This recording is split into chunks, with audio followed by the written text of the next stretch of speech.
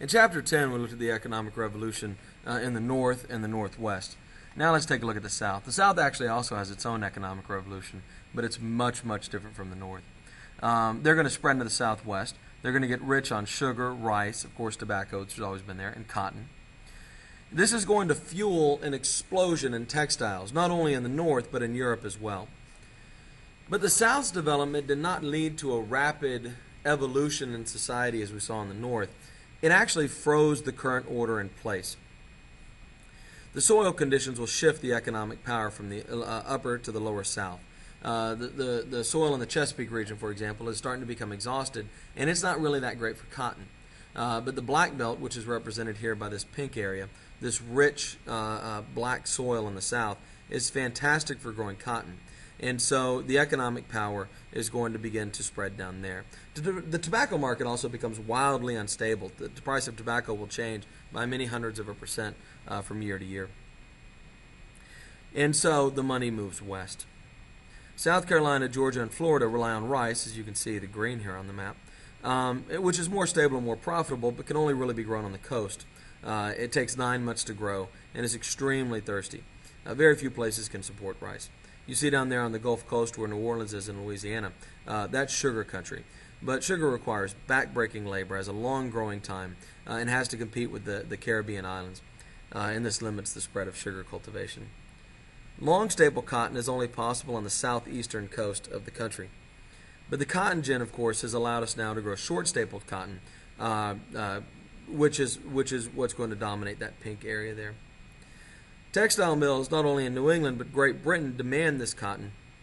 And so the South will be selling cotton like crazy. We'll be making tons of money off of cotton. From South Carolina to Georgia to Louisiana, Texas, Arkansas, cotton dominates. Cotton is 2/3 of the export value of the United States by the Civil War. 2 out of every $3 the United States makes in exports comes from cotton. We call this King Cotton, or the Cotton Kingdom. It created a land rush. Everybody thinks about the gold rush to California, but there was actually a land rush to get all this good dark soil from the northern South to the deep South. It also creates a second Middle Passage. I mentioned before that slavery was waning. Slavery was really on its way to disappearing until this discovery, until the cotton gin, and then the discovery of this fantastic farmland.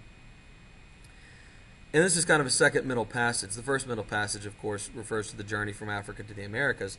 The second Middle Passage refers to the journey from Virginia, Maryland, North Carolina, down into the Deep South, which caused even more breaking up and dislocation of slaves and slave families.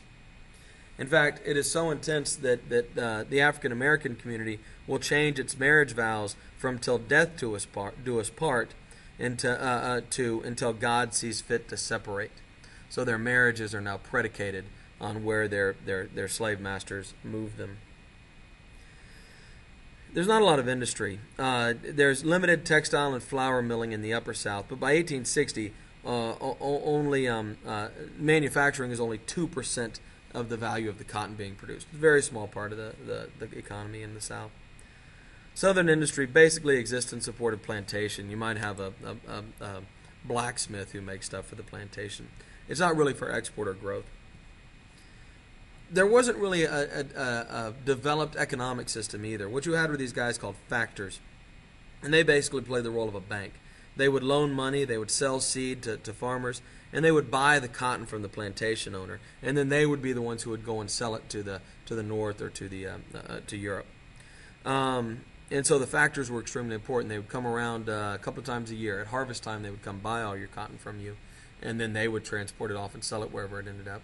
And then at planting time, they would come around, loan money to you because you'd probably spent a lot of the money you had gotten from the cotton the previous year, and sell you seed so you could plant more cotton. There's very few canals or railroads.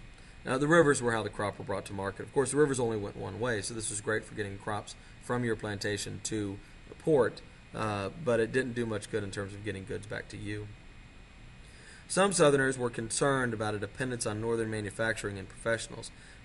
James D.B. DeBow, who's from New Orleans, would publish a magazine called DeBow's Commercial Review, and he would constantly cry and complain and sound the warning that the South was completely dependent upon the North.